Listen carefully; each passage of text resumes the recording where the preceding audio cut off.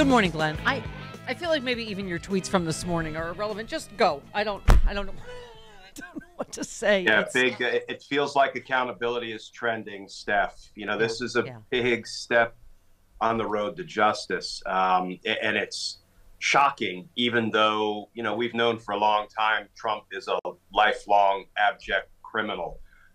You know, the fact that he stole materials from the White House, brought them down to Mar-a-Lago, they clawed back 15 boxes. I'm sure Trump and his people over and over again assured law enforcement authorities in the National Archives, we gave you everything.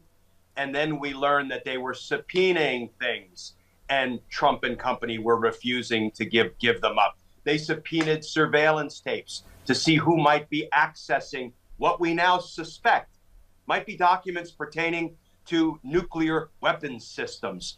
And still, they couldn't get them back, so they finally go in and execute a search warrant. We can talk about what goes into getting a federal search warrant. I've done it hundreds of times. It ain't easy in normal circumstances. And I'll tell you, Steph, the only thing that's left is indictments, criminal charges, because this is as dangerous as Trump gets. I didn't think he could up the ante on the treason front, but he just has. I love the point you made somewhere.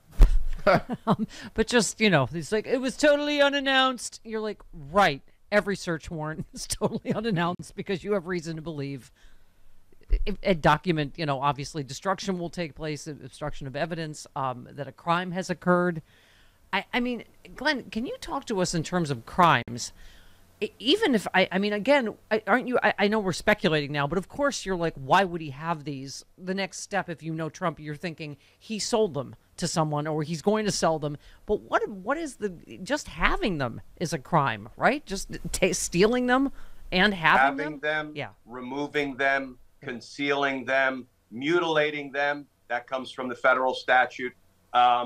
Yes, that in and of itself is a crime. And what's nice about that crime, Steph, is if he is convicted of it, the possible punishment that a judge could impose is banning him from federal office for the rest of his life.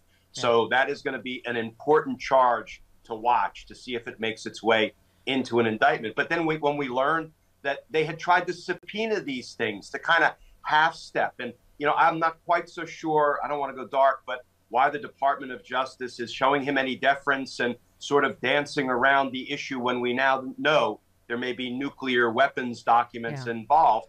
But once he refused to comply with the subpoena, he also committed a 20-year obstruction of justice offense. So, we can stack the offenses up to the moon. It's just now a matter of charging him. Are you having a hard time, as much as you and I marinate in this every day for a living, are you having a hard time wrapping your head around that we're in the middle of hopefully getting to prosecute him for the overthrow of the United States government and trying to overturn a free and fair election in the United States, and this is an entirely separate crime that he has now done since then?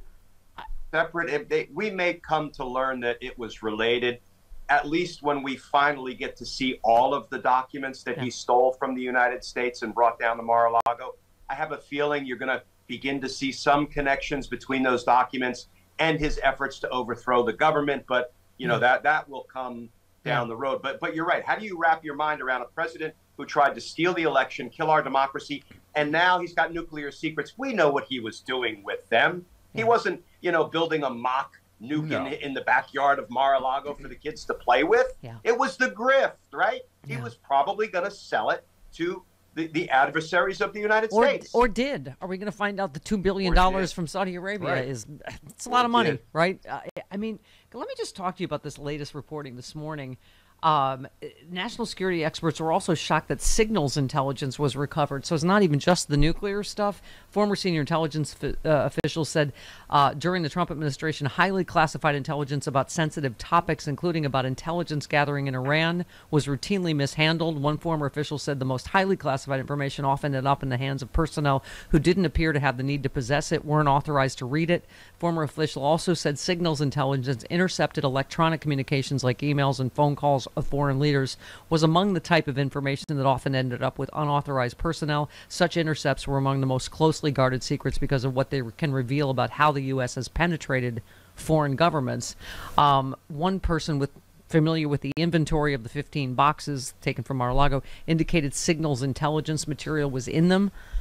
I mean, Michael Hayden just tweeted, Jesus Christ. I mean, look, so that's what intelligence professionals are saying. They said, Bill Kristol said, people ask, why would Trump keep documents? Plenty of possible reasons, e.g., this is pure speculation. Signals intel on MBS and Jamal Khashoggi or on Saudi nukes are the kind of docs you'd want in case you had to remind the Saudis to keep the money coming.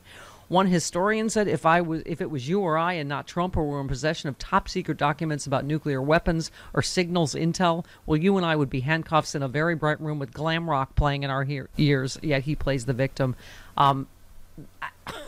Again, every time like you think we're at the end of a bombshell, right? It's and I didn't even know what signals intelligence was until this morning, but that's another layer, right?